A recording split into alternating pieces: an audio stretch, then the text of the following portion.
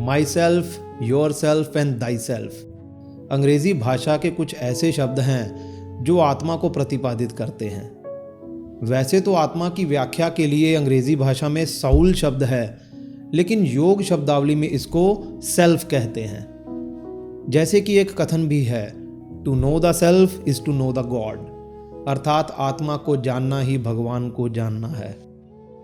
हमारी किसी पिछली वीडियो में कहा गया था कि आत्मा, परमात्मा तथा ब्रह्म एक दूसरे के पर्यायवाची शब्द हैं, जो ना कभी पैदा होती है और ना कभी नष्ट होती है, नित्य बनी रहती है, परिवर्तन रहित है, शाश्वत, सनातन तथा अप्रमेय है, उसको आत्मा कहते हैं तथा उसी को परमात्मा भी कहते हैं। जिस प्रकार इंद्रियां, मन, बुद्धि, चित्त तथा अहंकार इस शरीर से जुड़े रहते हैं, उस तरह आत्मा इस शरीर से चिपकी हुई नहीं होती। यह शरीर इस आत्मा के रहने का मकान मात्र है। जब मकान ढह जाएगा तो ये अपने लिए नया मकान ढूंढ लेगी। ये आत्मा ना तो कभी पैदा होती है और ना ये कभी मरती है, तो ये हमारे शरीरों में कर क्या रही है? ऐसे ही कुछ और प्रश्नों का उत्तर देने के लिए आज के गीता के श्लोक आपके सम्मुख हैं। आइए श्री कृष्ण के शब्दों में इनका अध्ययन करते हैं। ओम योगः कर्मसु कौशलम्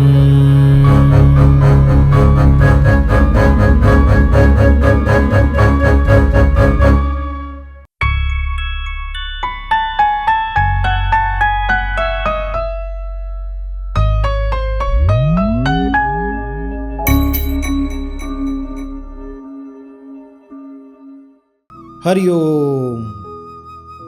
दोस्तों, अब तक के गीता के श्लोकों में हमने देखा कि भगवान श्री कृष्ण अर्जुन को कह रहे हैं कि उस वस्तु को तू अविनाशी जान जिससे यह सारा दृश्य जगत व्याप्त है, क्योंकि उस अविनाशी तत्व का विनाश करने में कोई भी समर्थ नहीं है।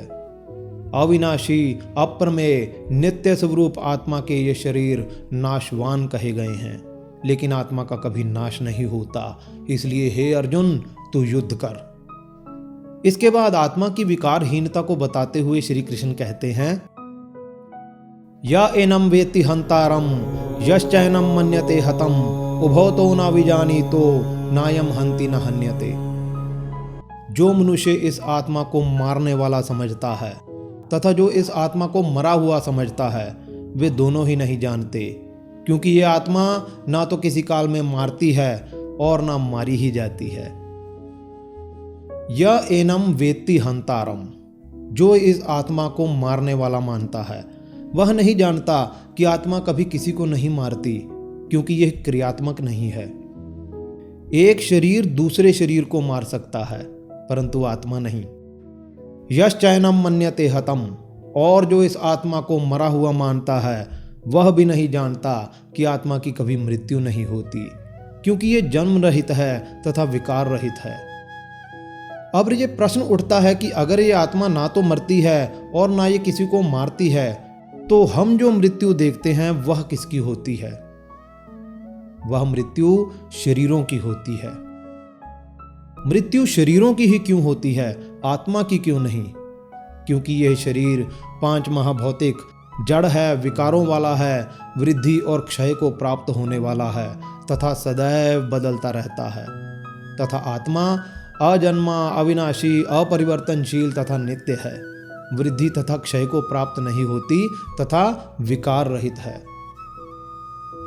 अब प्रश्न उठता है कि कथम अविक्रिय आत्मा, अर्थात आत्मा निर्विकार कैसे है?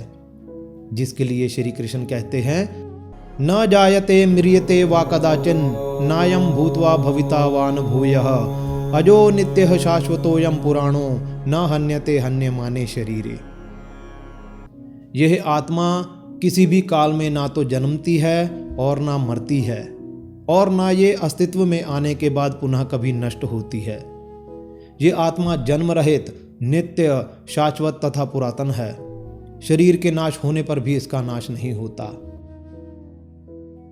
न जायते म्रियते वा कदाचित, यह आत्मा कभी जन्म तथा मृत्यु को प्राप्त नहीं होती। शरीरों की तरह कभी जन्म, अस्तित्व, वृद्धि, विकार, क्षय तथा नाश इन 6 प्रकार के परिवर्तन आत्मा में नहीं होते। ना अयम भूतवा भविता वान भूयः, और ना यह उत्पन्न होकर फिर और कुछ होने वाली है, अर्थात सत्ता ग्रहण करने वाली है, क्योंकि भौतिक सत्ता तो शरीर की ही होती है, आत्मा की नहीं। आत्मा तो चिरकाल से सत्तावान है। भौतिक शरीर पहले सत्ता को प्राप्त करके बाद में उस सत्ता को छोड़ता भी है, लेकिन आत्मा नित्य है, अर्थात ये पैदा होकर, क्षय होकर या जन्म लेकर कुछ और होने वाली नहीं है। यह आत्मा ज्यों की त्यों रहती है, बदलती नहीं है।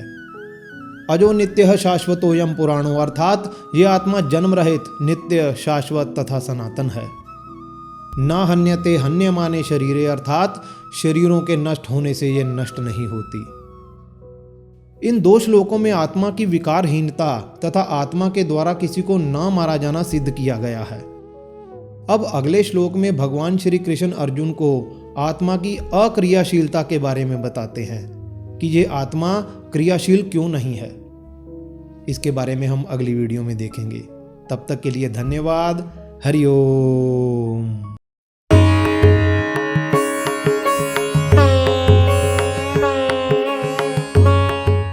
भाइयों तथा बहनों, हमारी पिछली वीडियो में प्रश्न था कि इनमें से किसने आर्य समाज की स्थापना की थी।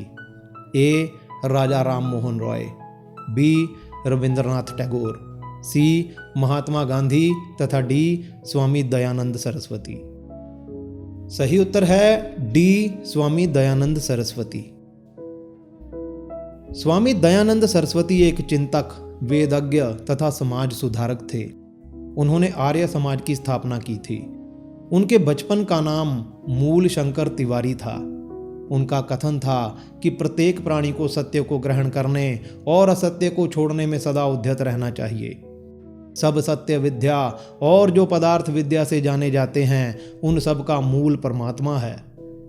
वेद ही सब सत्य विद्याओं के ग्रंथ हैं। वेदों का पढ़ना, पढ़ाना तथा सुनना और सुनाना सभी आर्यों का परम धर्म है।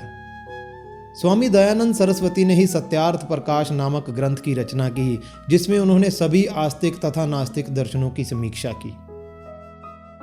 और अगर आप स्वामी दयानंद सरस्वती के बारे में और जानना चाहते हैं तो डिस्क्रिप्शन में तथा कमेंट बॉक्स में लिंक है, उस पर क्लिक करके जान सकते हैं। इस श्रृंखला से जुड़ा हुआ हमारा 25वां प्रश्न है कि सनातन संस्कृति के अनुसार एक मनुष्य के जीवन काल में कितने संस्कार होते हैं। ए 15, बी 16, सी 17 तथा डी 18। कृपया लिखकर कमेंट जरूर करें। हरि ओम।